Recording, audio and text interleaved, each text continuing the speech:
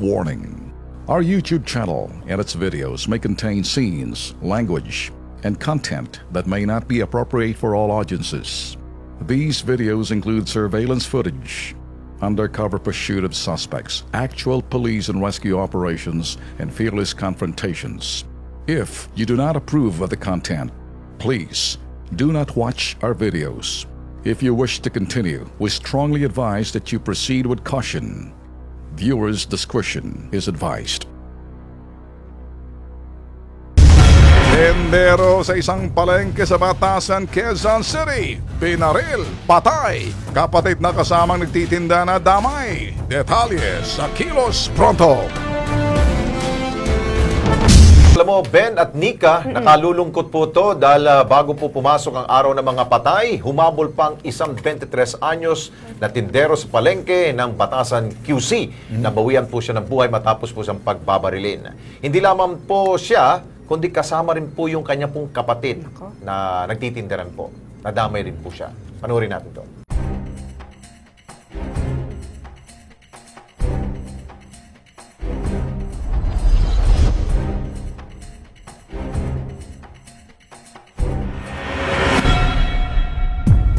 Abalang lahat sa loob at labas ng pamilihang bayan ng Batasan, Quezon City nang biglang basagin ng sunod-sunod na putok ng baril ang maingay na kapaligiran. Mag-aalas 9 ng gabi, ika-22 na Oktubre taong kasalukuyan, humandusay sa sarili nitong pwesto sa Batasan Market ang 23 anyos na si John Temi Alcoroque, habang malala naman ang naging tama sa nakatatandang kapatid nito na si Jake Alcoroque. Sa post-mortem examination na isinagawa sa labi ni John, mga tama ng bala sa ulo at vital organs ang naging sanhi ng agarang pagkamatay ng biktima. Samantalang, tumagos naman ang bala mula sa kanang parte ng hita ni Jake palabas sa kabila. Sa paunang investigasyon ng QCPD Police Station 6 Batasan, walang nakakakilala sa suspect dahil balot ito mula ulo hanggang paa. Malaking palaisipan din sa pamilya ng mga biktima ang pinag-ugatan ng pamamaril. Ayon kay Jimmy Alcoroque, ama ng dalawang biktima, hindi niya batid kung ano nga ba ang dahilan ng pamamaril ng suspect sa kanyang mga anak. Anak ko po bali yung biktima. Ito pong si John Timmy at saka yung nasa ospital na si Jake. Hindi ko po alam, sir, kung ano po yung pagkakasala nitong dalawang anak ko po. Kaya po, ito po, nangyari yung pagkakapatay ng isang anak ko. Napakasakit po sa akin na siya pa yung talagang katuwang ko. Bumabalikat sa hanap buhay namin pagka po ako ay mayroong kunting karamdaman. Dagdag pa ni Mang Jimmy, naroon din siya sa loob ng pamilihan ng mangyaring insidente.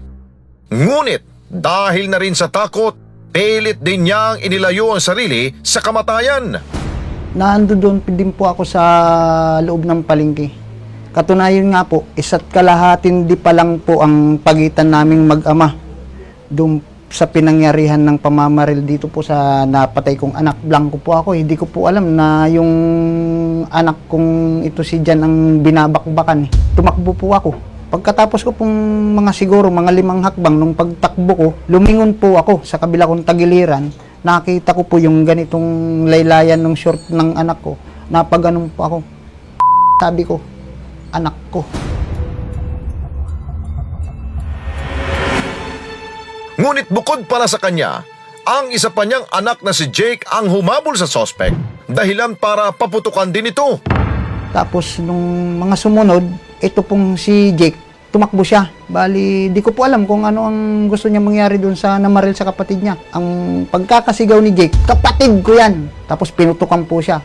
Swerte nga po, nakatalon siya, nakatambling doon sa bakanting pwesto ng karne. Upang maging malinaw ang buong pangyayari, pinuntahan ng Kilos Pronto Crime Desk si Jake sa ospital. Laking gulat din daw ng binata nang bigla na lamang lumapit ang gunman sa kanila at pinaputukan ang kapatid. Nagulat naman ako, lumapit sa kapatid ko. Tapos bigla na siyang bumunot ng baril. Tapos bigla niya na lang pinaputokan yung kapatid. Nag-iwan siya ng sulat. Tapos nung pagkatalikod niya, tapos nung pag-ano ko sa kanya, nung panahon ng palapit na ako sa kanya, bigla na siyang sumarap ng ganun. Tapos nahawakan ko yung kamay niya, naharang ko, kaya yung tama ko sa gilid lang. Hindi nga po kasi nakamas po.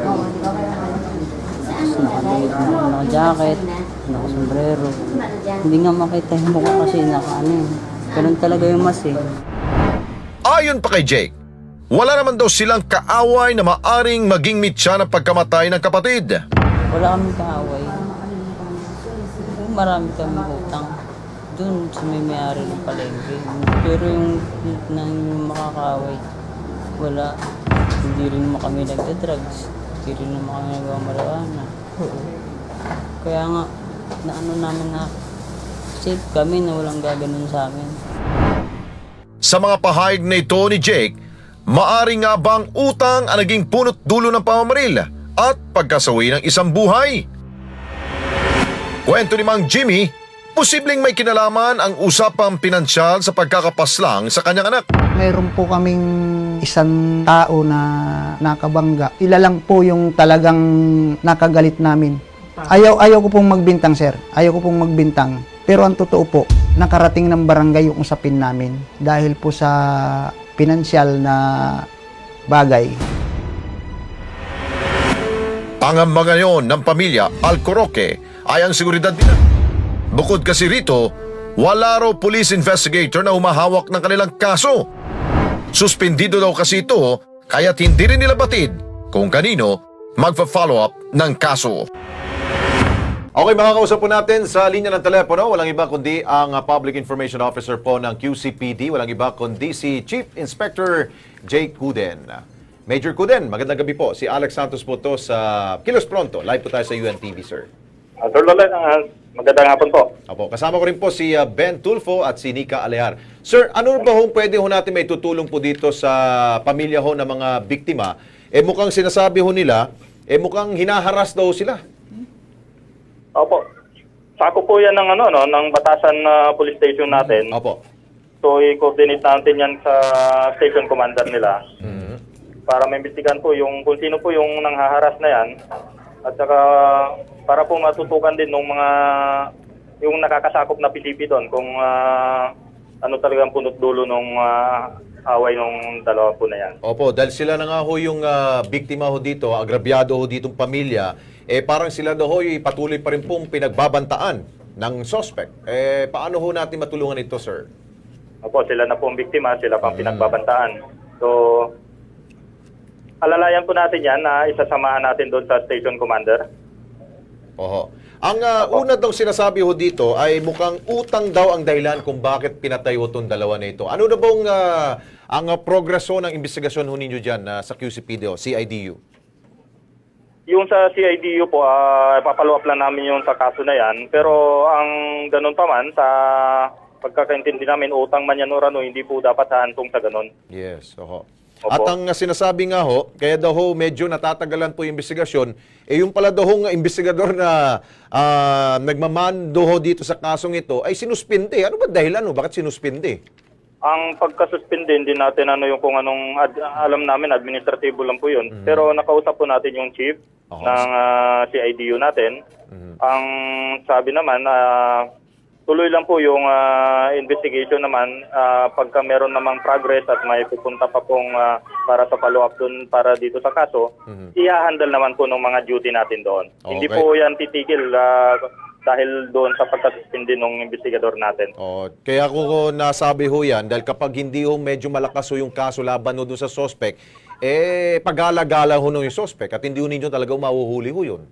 Yun po, iniintay rin lang po natin kung ano po yung magiging resulta nung sa final po na kaso. Pagka meron na pong order, kung i-arrestuin man po yan, pagka meron ng warrant, madali po natin ma-implement po yan.